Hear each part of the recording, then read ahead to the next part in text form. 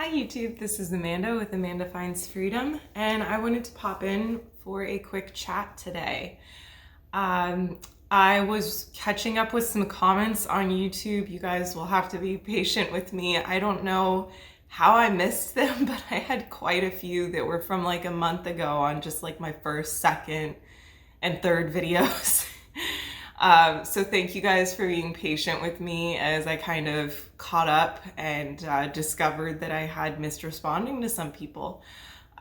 So one of the comments was about raw vegan foods and transitioning into a raw vegan lifestyle, except this particular person didn't really transition. It sounds like, anyways, that they had done this sort of overnight, which I know a lot of people do, and depending on your personality, maybe that is a successful way or a successful approach for you. But I think for many of us, myself included, it isn't particularly successful, and it's different. It's weird because I was able to go vegan overnight, and even at that time, I did eat a lot of higher raw foods, like lots of fruits. It had to do more with digestive healing at that point. So I sort of was almost accidentally raw when I first went vegan, but I did not go raw overnight. I wasn't like 100% raw for an extended period of time. It wasn't intentional. I had fasted before that because I was in so much pain. So I was essentially coming from a fast, which can help expedite things in the way that you handle raw foods. But I really want to remind everyone and to emphasize that going raw vegan, raw foods, they're very much a transition.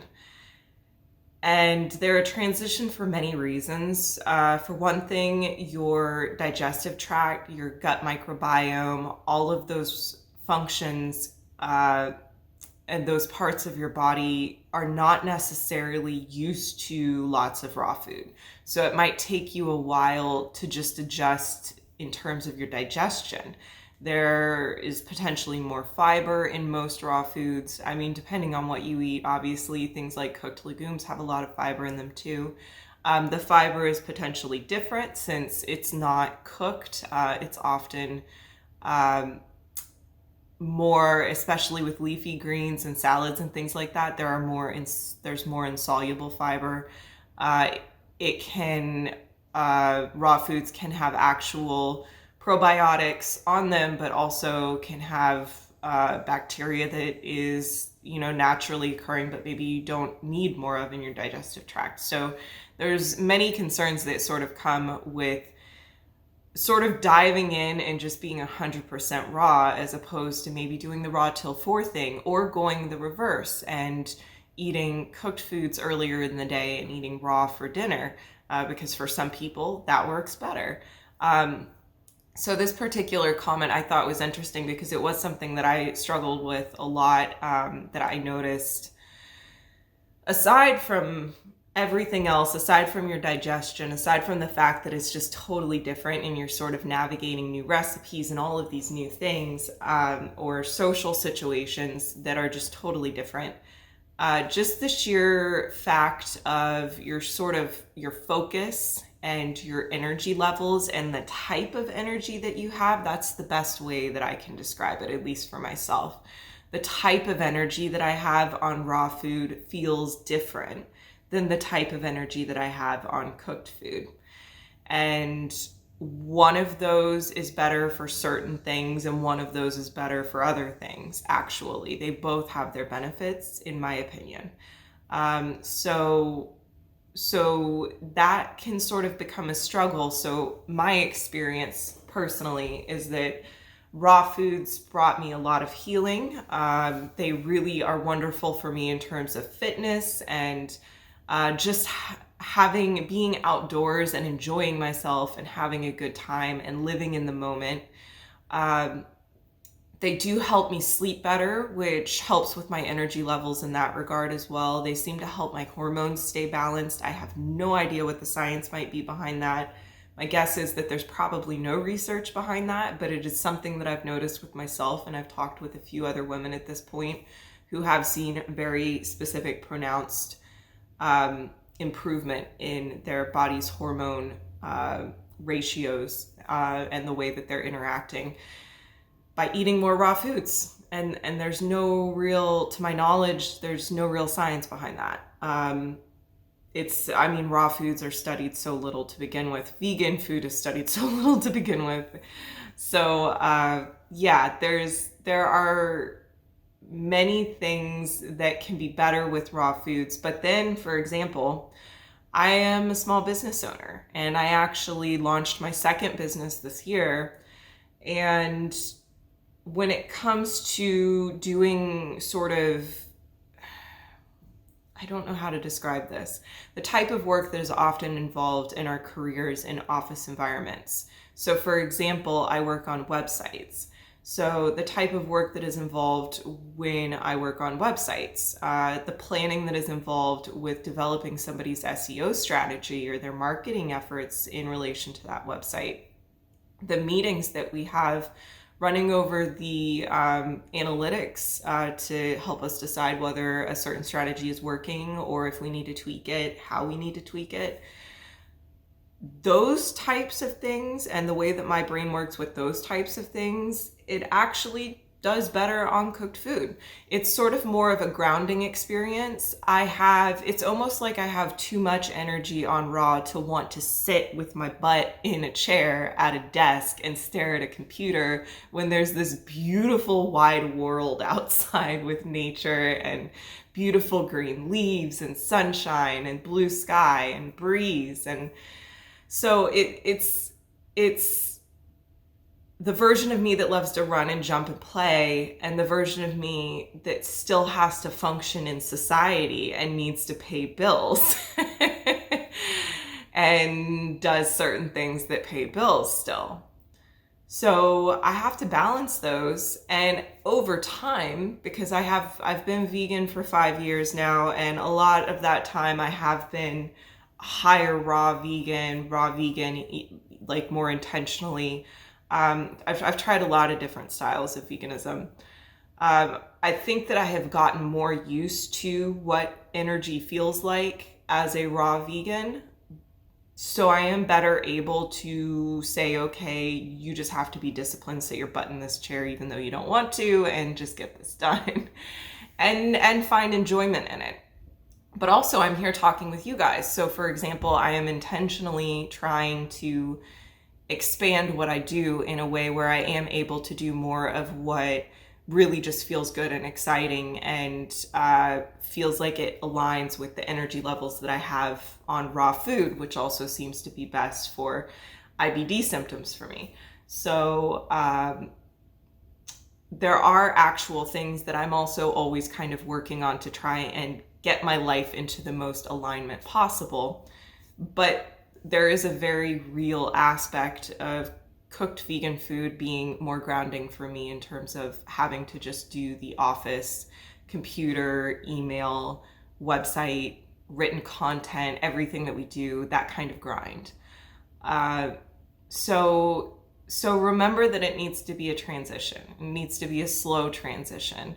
Whatever pace that is for you is fine. You're not in competition with anyone else. You're in competition with who you were yesterday and whatever goals that you have, and making decisions that are in alignment with those goals. But remember, your goals also might not be the thing that you think it is. You could be thinking, my goal is to lose weight, or my goal is to build muscle. Well, why do you want to lose weight? Why do you want to build muscle? What do you want to feel good about? How do you think it will feel once you get there? Those are sort of your underlying goals. The goal of having confidence, or the goal of buying a new bikini, or the goal of going out dancing or making new friends, or which 2020 is a weird year, so I don't know who's doing like hardly any of these things, but you get what I'm saying. There are sort of deeper goals beneath what we often think are our actual goals. And those are where our intentions lie. So those help guide us into what our plan for a certain goal should actually look like. Because we need to be enjoying that journey. And once we get there, it needs to look like what we actually want. not just what we thought we wanted. And all of that might require adjustment over time. So anyways, this just was a little, I guess, rant, a friendly rant for sure. I felt very compelled by some of the comments that I read, and just very passionate about some of these beliefs that I have, that you don't have to be a purist with raw food. I mean, by all means, if you want to be, go for it. And if you don't want to be, don't do that to yourself. And by all means, do a slow transition. None of it is about being perfect. None of it is about doing things overnight. Transitions help you get somewhere that's more sustainable for you. Often when we make changes too rapidly, we have trouble integrating those changes into our lives in a way that's actually sustainable. And then we wind up breaking our promise to ourselves about those changes. And that can really be detrimental long term. At the end of the day, you have to be able to trust your own word. What you tell yourself you're going to do, it's really important that you're able to trust that, because the more that you can build up your confidence in that, the better that you'll be able to adapt and make changes in the future when you want to make other changes. And that's really important for life. If you can develop that skill set, then you're going to be pretty good with most life things, because change is something that people really struggle with, regardless of what it involves, whether it's a move or whether it's switching careers or whether it's a dietary change. It's just something that we all struggle with. It's really easy to stay in the familiar area. It's much harder to get out of our comfort zone and make changes. But if you can trust yourself when you say you're going to do something, that you will actually do it, it gets a lot better. And part of that is making sure that you don't say things that are not really true to you, and that are not really sustainable, or that are not really the things that you can actually commit to. Having the skill set of saying no to things when it makes sense, or when something's too big, or when you don't have time for it. Recognizing all of that, and even recognizing that maybe it's just a no for now, and that in a month, or in 5 months, or in a year, 5 years, whatever, then it might become a yes. But just knowing your priorities at that moment when you're making that decision, and recognizing that that decision could change, will be really helpful in that process. So to my lovely friend who left this comment, by all means, if you want to go back to experimenting with raw food, I really personally recommend it. I do think that adding more raw foods into our diet can be really healthy in a lot of ways.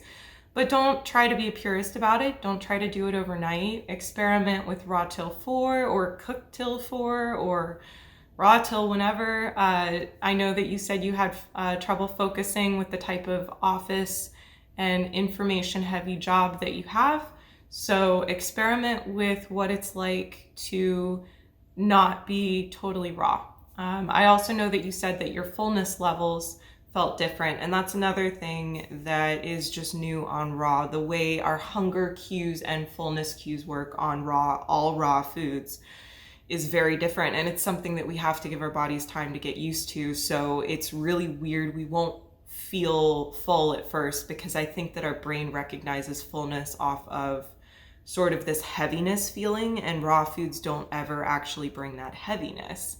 I think a lot of people experience this just transitioning to plain old, cooked vegan food. They experience a heaviness after eating meat, and then they don't have that from vegan foods. So you have to give your body time to adjust, and don't try to do it overnight, because you have to learn what the new lifestyle is going to actually feel like, and how your body's going to feel on it, and how to sort of tweak it and make it work for you. So anyways, like I said, that's my rant for today. I just really wanted to share that, because it is something I'm passionate about, and I hope you guys enjoyed this video. If you have any questions, comments, whatever you'd like to share, leave it down below. Subscribe if you'd like, and I'm looking forward to talking with you guys again soon. Bye.